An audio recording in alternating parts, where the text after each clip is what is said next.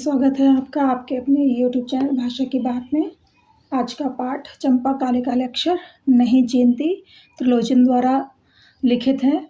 कवि परिचय, मूल नाम वासुदेव सिंह इनका और जन्म सन 1917, चिरानी पट्टी जिला सुल्तानपुर उत्तर प्रदेश में इनका जन्म हुआ।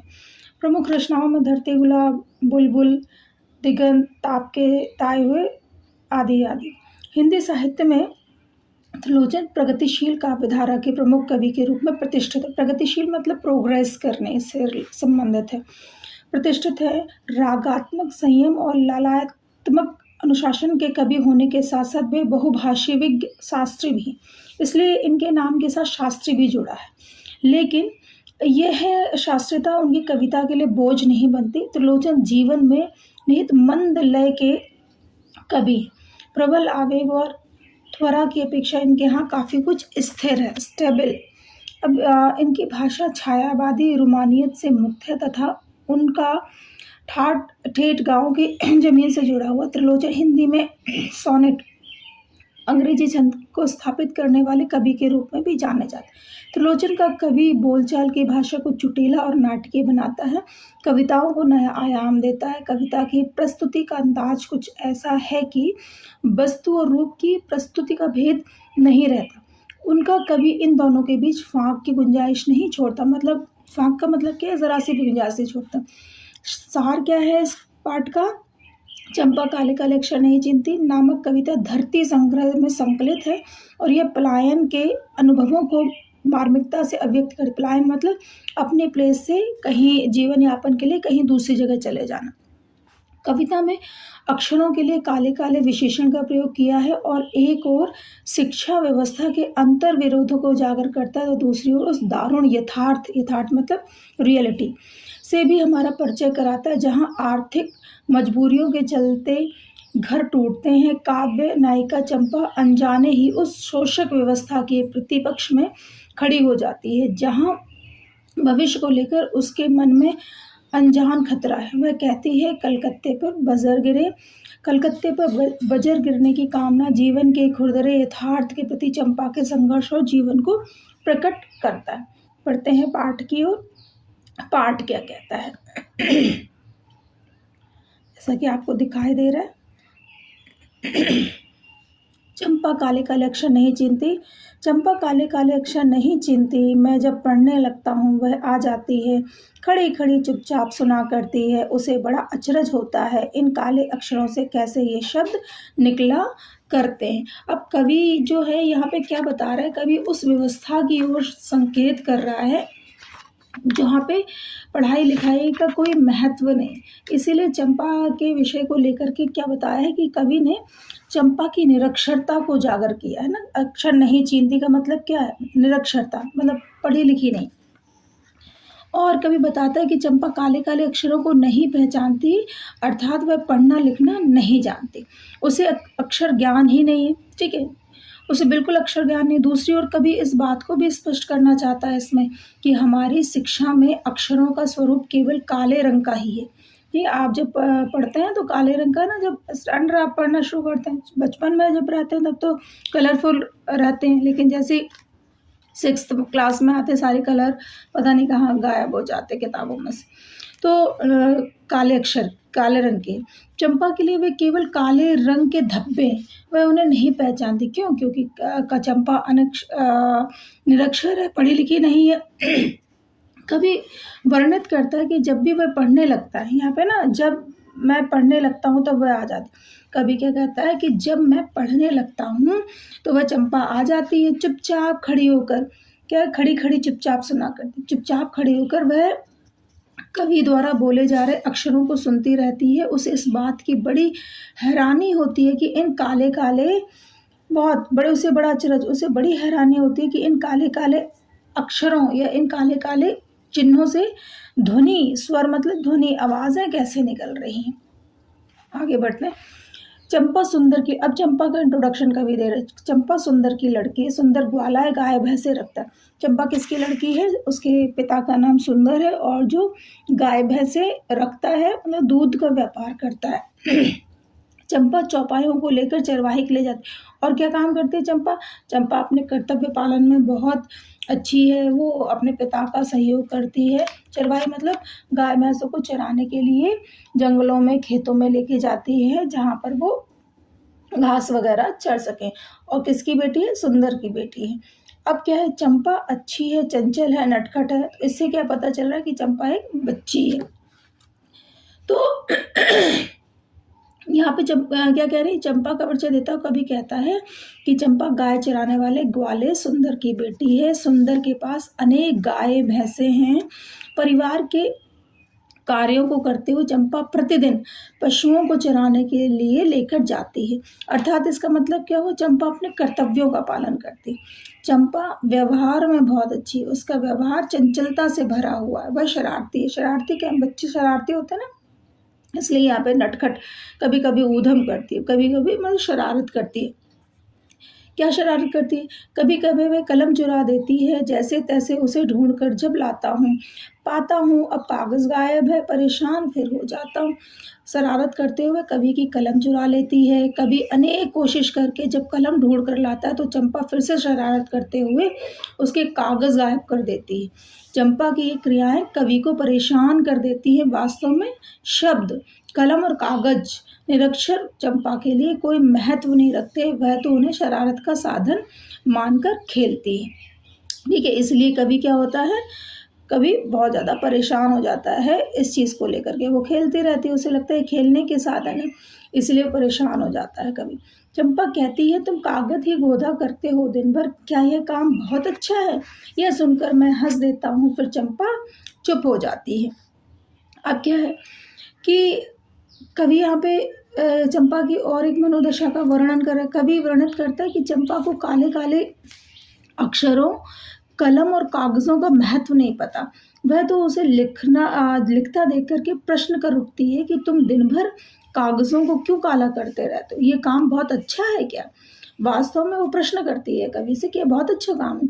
वास्तव में चंपा की दृष्टि में पढ़ने लिखने का काम अच्छा नहीं है। उसका सोचना है कि इन काले काले अक्षरों को पढ़कर व्यक्ति पलायनवादी हो जाता है, मतलब अपने परिवार को छोड़ करके जीवन यापन के लिए, अर्निंग करने के लिए बाहर चला जाता है, वह घर छोड़कर चला जाता है। इसी कारण वह कवि से कहती है कि क्या यह काम अच्छा है? कह रहे यह काम कागज़ काला करना अच्छा है? कवि चंपा की बात सुनकर हंस देता है, परंतु चंपा चुपचाप कवि की हंसी को देखती रहती। कवि बताता है कि जब एक दिन चंपा आई तो उसने चंपा को पढ़ना सीख लेने की सीख दी। उसने चंपा से कहा कि तुम भी पढ़ना लिखना सीख लो, कठिनाई के समय में वह तुम्हारे काम आएगा। तभी कह रहे ना, उस दिन चंपा आई, मैंने कहा चंपा तुम भी पढ़ लो, हारे गाढ़े काम आएगा, मतलब बुरे वक्त में तुम्हारे काम आएगा। और गांधी बाबा की इच्छा है सब जन पढ़ना लिखना सीखे। मतलब यहाँ पे क्या कहने का प्रयास किया जा रहा है कि चंपा जो निरक्षर है और गांधी जी चाहते हैं, वो समझा रहे हैं उदाहरण दे, गांधी जी चाहते हैं कि सभी व्यक्तियों को पढ़ना लिखना आना चाहिए, कोई भी निरक्षर नहीं रहना चाहिए, सब अपने हिस्से का काम कर ही ले। आगे बढ़ते हैं कविता में। और कविता क्या कहती है? कविता कहती है,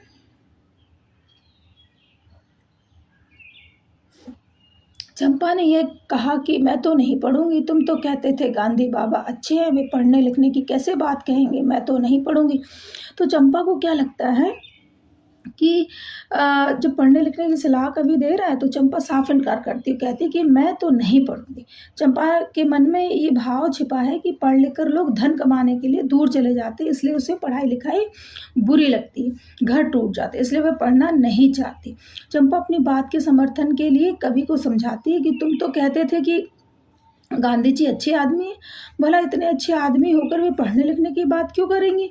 मतलब क्योंकि चंपा ना बच्ची है, अभी समझदार नहीं है। चंपा मानती है कि गांधी जी अच्छे हैं, फिर वे नहीं चाहेंगे कि लोग पढ़े लिखे और पढ़कर अपने घरों को छोड़कर प्रदेश में धन कमाने के लिए चले जाएं। अब चंपा फिर से अपनी बात को स्पष्ट करती है कि वह कभी नहीं पढ़ेगी, और फिर भी चंपा को समझाने का प्रयत्न करता है। कभी कभी चंपा को पढ़ाने का या पढ़ने का प्रयत्न करता है कि वो मोटिवेट हो जाए। मैंने कहा अब यहाँ पे मैंने कहा कि चंपा पढ़ लेना अच्छा है, ब्याह तुम्हारा होगा, तुम गौने जाओगी, कुछ दिन बालम संग साथ रह चला जाएगा जब कलकत्ता, बड़ी दूर है वह कलकत्ता, कैसे उसे संदेशा दोगी, कैसे उसके पत्र पढ़ोगी, चंपा पढ़ लेना अच्छा। अब कभी यहाँ पे समझा रहा कि चंपा पढ़ना क्यों ज़रूरी है। तो कह रहे कभी कहता कि एक दिन तुम्हारा विवाह हो जाएगा, जब तुम ससुराल जाओगे तुम्हारा पति कुछ समय तक तो तुम्हारे साथ रहेगा, परंतु फिर वह आर्थिक समस्या के कारण, आर्थिक मतलब पैसे की समस्या के कारण या उसके समाधान हेतु धन कमाने के लिए कलकत्ता चला जाएगा। कभी चंपा को बताता है कि कलकत्ता बहुत दूर है, कलकत्ता बैठे पति को तुम संदेशा कैसे भेजोगी, तुम उसके पत्रों को कैसे पढ़ोगी, अर्थात जब तक तुम्हें पढ़ना लिखना नहीं आएगा तुम ना तो अपने पति को संदेश भेज सकती हो और ना ही उसके भेजे पत्रों को पढ़ सकोगी। इसलिए समझाता है कि जीवन में पढ़ना लिखना बहुत ज़्यादा अच्छा होता है, ठीक है, पढ़ लेना अच्छा। और क्या कहता कवि, चंपा बोली, हाय तुम कितने झूठे हो, देखा हाय राम तुम पढ़ लिख कर के इतने झूठे हो, मैं तो ब्याह कभी ना करूँगी और कहीं जो ब्याह हो गया तो मैं अपने बालम को संग साथ रखूँगी, कलकत्ता में कभी न जाने दूँगी, कलकत्ता पर बजर गिरे।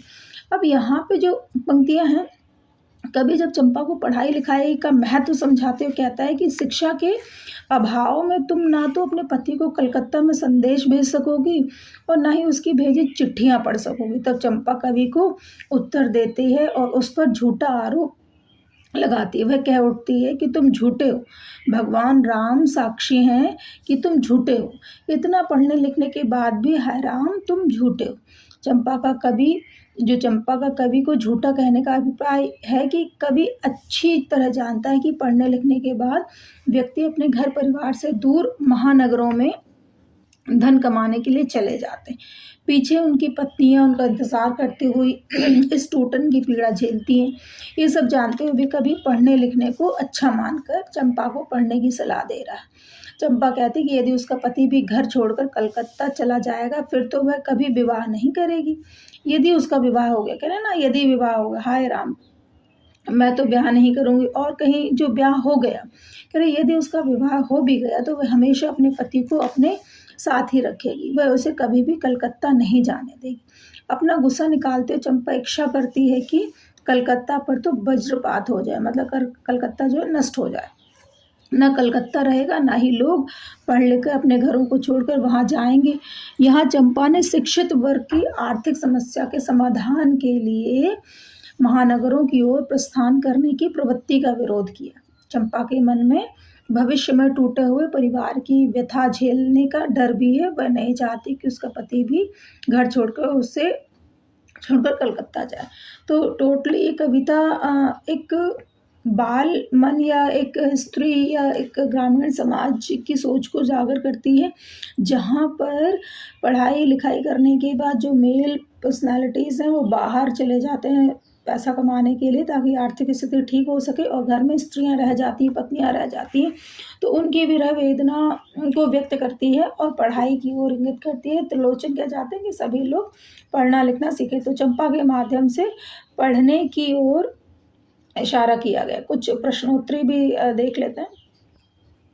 अब देखो चंपा ने कविता के साथ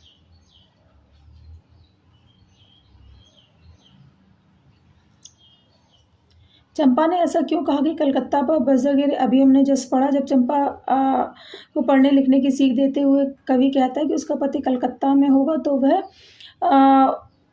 शादी के बाद कैसे उसे संदेश भेजेगी, कैसे उसके पत्रों को पढ़ेगी।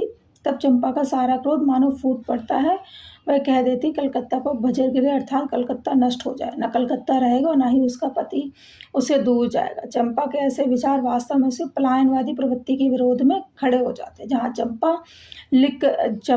जहाँ पढ़ लिख करके लोग रोजगार पाने के लिए महानगरों की ओर रुख कर लेते हैं। चंपा का मानना है कि ना महानगर रहेंगे और ना ही लोगों के घर टूटेंगे और ना ही घर के लोगों को बिछोड़ने की पीड़ा होगी। दूसरे क्या, चंपा को इस पर क्यों विश्वास नहीं होता कि गांधी बाबा ने पढ़ने लिखने की बात कही है। चंपा को लगता है कि गांधी जी अच्छे हैं, तो जो लोग अच्छे होते हैं वो कभी पढ़ने लिखने की बात नहीं करते। क्यों? क्योंकि अगर पढ़ लिख जाएंगे, एक वही व्यवस्था, तो उस बच्चे ने उस देखा है गाँव में कि लोग किस तरह से चले जाते हैं, इसलिए वो इस तरह की बात कर रही है। आप यहाँ स्क्रीन में से इनको देख सकते हैं। आगे बढ़ते हैं, एक दो और प्रश्न देख लेते हैं।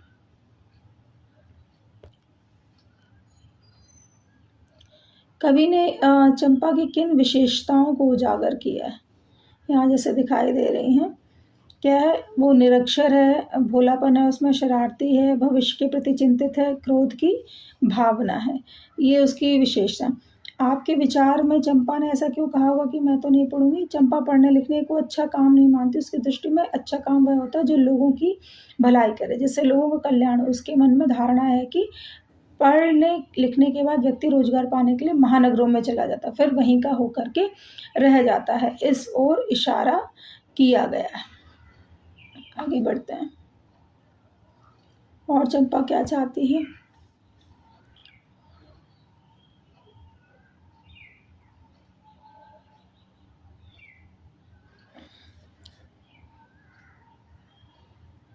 कह रहे यदि चंपा पढ़ी लिखी होती तो कभी किससे कैसे बात करती है? यहाँ देखिए लिखा हुआ है। इस कविता में पूर्वी प्रदेश की स्त्रियों के किस विडंबनात्मक स्थिति का वर्णन हुआ है? और यहाँ संदेश ग्रहण करने और भेजने में समर्थ होने पर एक अनपढ़ लड़की, यहाँ पे देखिए, एक मिनट, यहाँ एक है, एक लिख दिया, एक अनपढ़ लड़की ग्रहण ग्रहण ग्रहण ग्रहण, तो वेदना की विपत्ति को भोगना। अभी हमने बहुत सारी कविताओं में से पाठन किया, उसमें वही लिखना पड़ेगा। और क्या है इसमें शब्दावली, वो एक बार और चेक कर लेते हैं। Okay, thank you for watching video.